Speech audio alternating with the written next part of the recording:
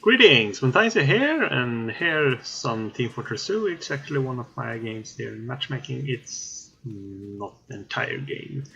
This is, I think, the third and final round. Maybe it's the second and third. I don't remember. It was a fun game. Unfortunately, one of the opponents near the end decided to, well, leave the game. So it turned into a 6 versus 5, and in the end it didn't count. Which was a bit annoying, especially considering it was a fairly exciting game. But enough about that. You can see the whole thing by just looking there and see my inept medic gameplay, so yeah. But yeah, this is the major thing added here. This competitive matchmaking. Yeah, it's fun, that's a good thing. Unfortunately, there were some changes to, well, hubs. Now, if you are someone that always played on a community server, that's not a problem. However, I have some people like me that generally played on Valve servers and goofed around much. Yeah, that change is pretty much terrible. I ended up in a hub server, in a casual game before this one. Well, before this was a series of competitive games, because, well, those were much easier to get in with and were actually a bit more relaxing than the supposedly casual game. It also didn't count in giving me an experience at the end, because half my team actually left with annoying things. Yeah, I was skeptical about those changes when I read about them, and then after I've tried to play casual, that's pretty much terrible. Which is a bit sad. If not for the changes to quick play, this would have been a great update actually, but well, let's look at things we do have. Well, we have the thing is all in the start of this video. The choice between Team Pyro or Team Heavy. I'm not going to say which one I choose. Just, well, think about you may have probably started the game, maybe already chosen it, but if you haven't, try to think about it. Both of them deserve it. Both actually have a similar number of weapons. Heavy has one more unique primary, while Pyro has one more unique secondary and one more unique melee weapon, if I counted correctly when I checked it out yesterday. So they are fairly even when it comes to number of weapons. So, but really think about which one you think needs it the most, or the one you. So there are reasons to go with either side. So just to pick the one you think serves it the most. It's an interesting thing. But let's try to look at the good things. The balance changes, they are always interesting. First off, the Scout. The change to critical, that's light nerf. There's enough, I can't tell. That's for better players than me to decide whether it's enough or whether it's still what you would call overpowered. Many people think it is, and well, in the hands of a good player, yeah, I can see where they're coming from.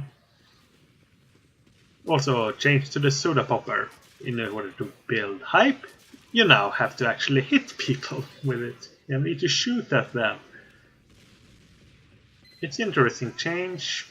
And, it does mean that you can't just run around, build up the hype, and then have it ready before you actually face people. So that's something.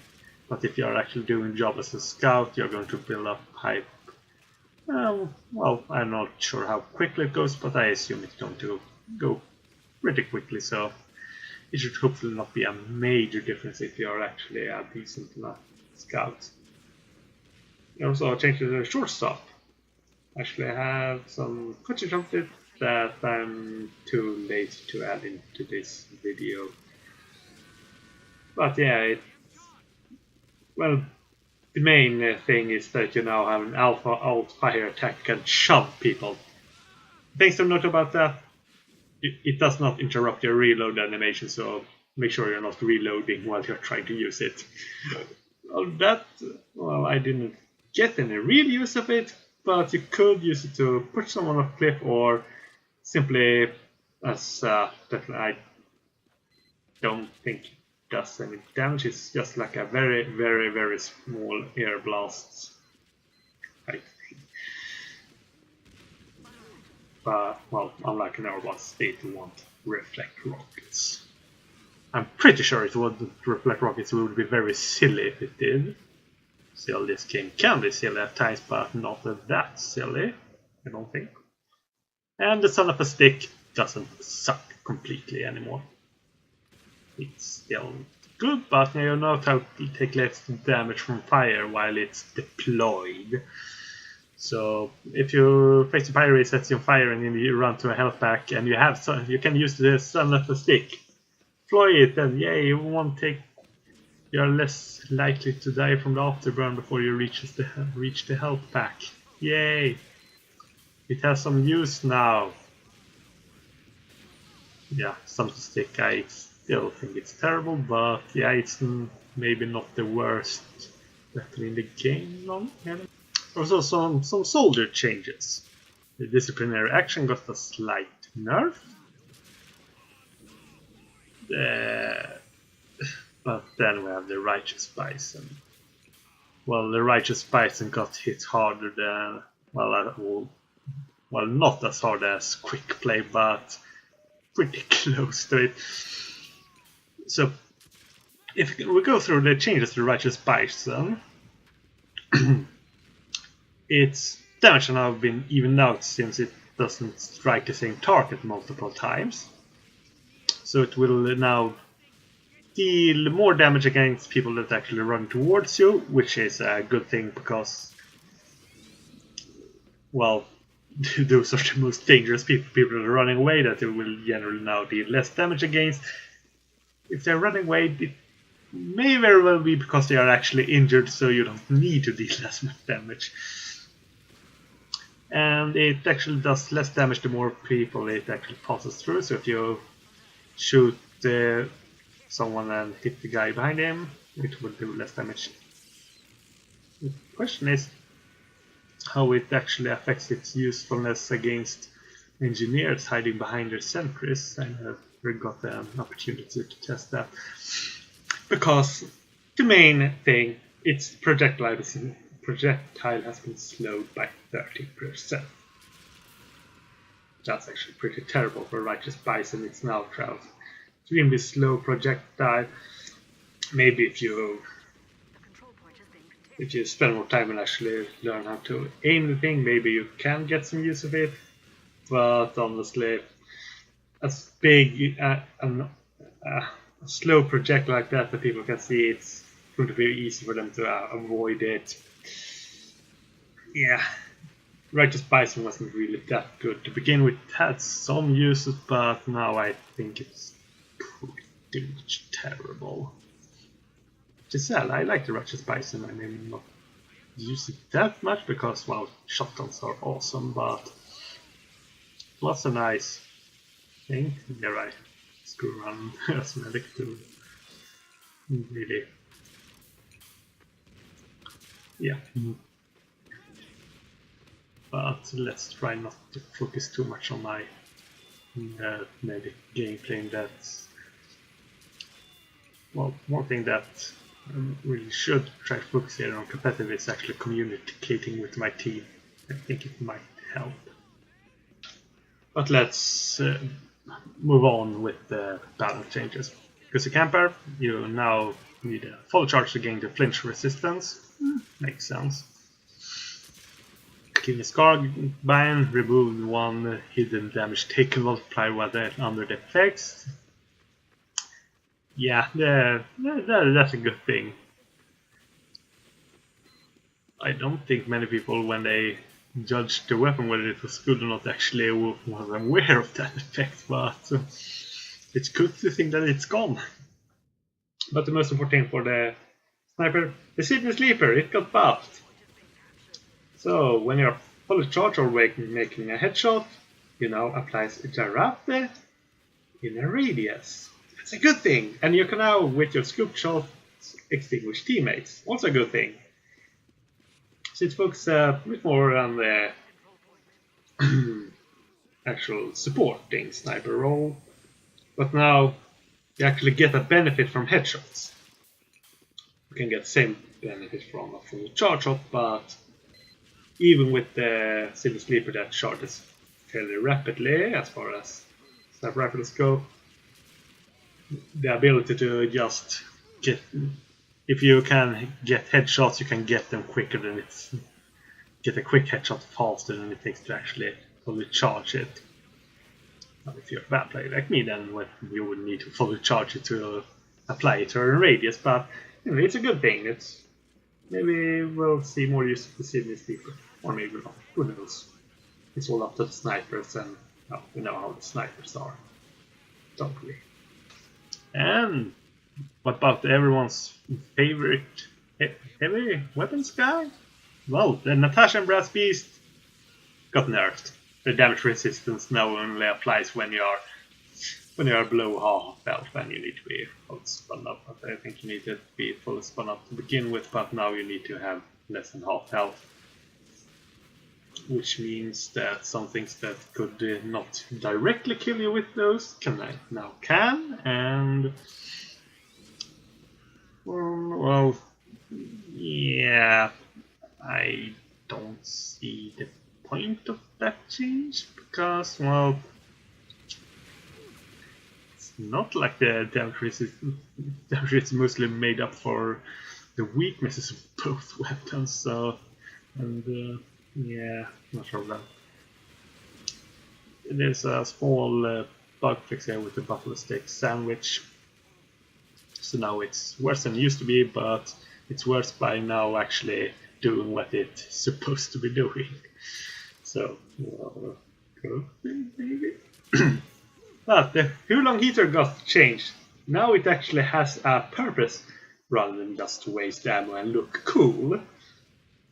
Now it does less damage, but if the enemy is on fire, you do more damage.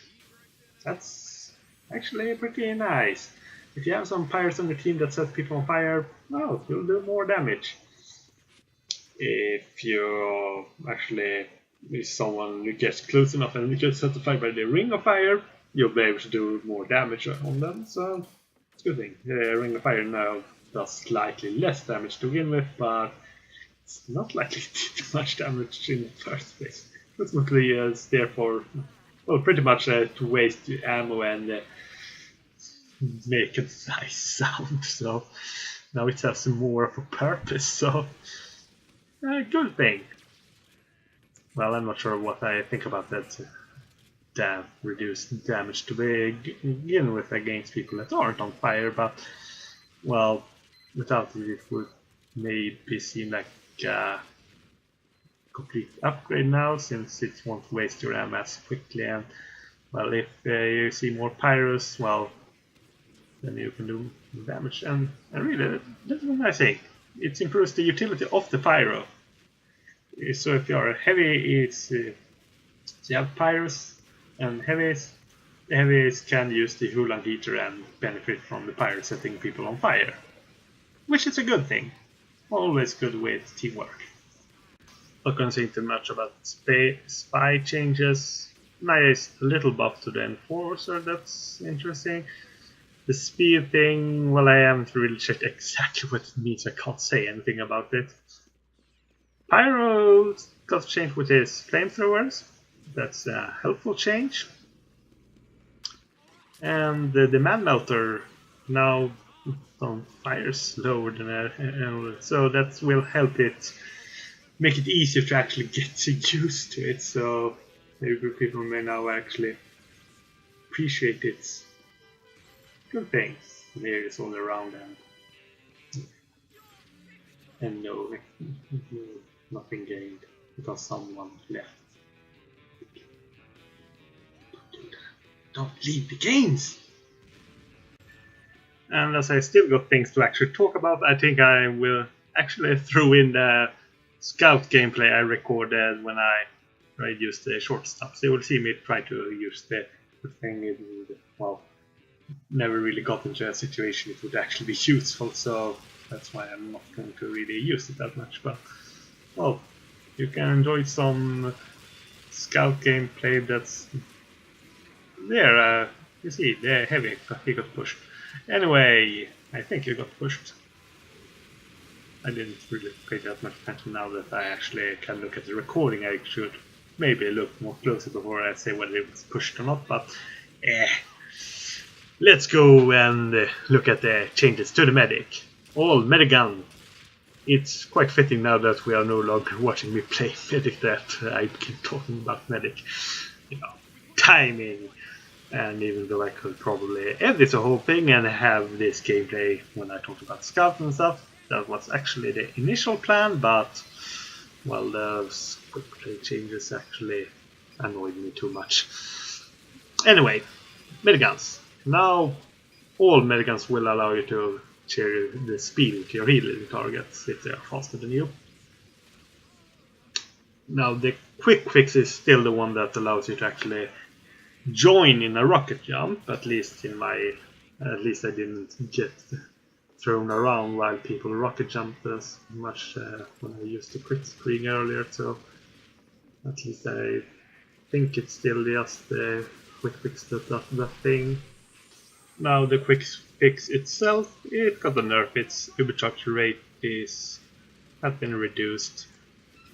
Yeah, from my understanding, it was regarded a bit overpowered in competitive, so well, since it's the new mode that's got introduced, having a nerf to the quick fix makes sense.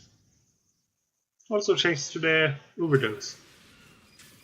It's now better at what it does, and while the damage penalty is slightly higher, maybe it's useful, maybe not. If it's a major change, we'll probably see a bit from by Array 7 soon. Not, well.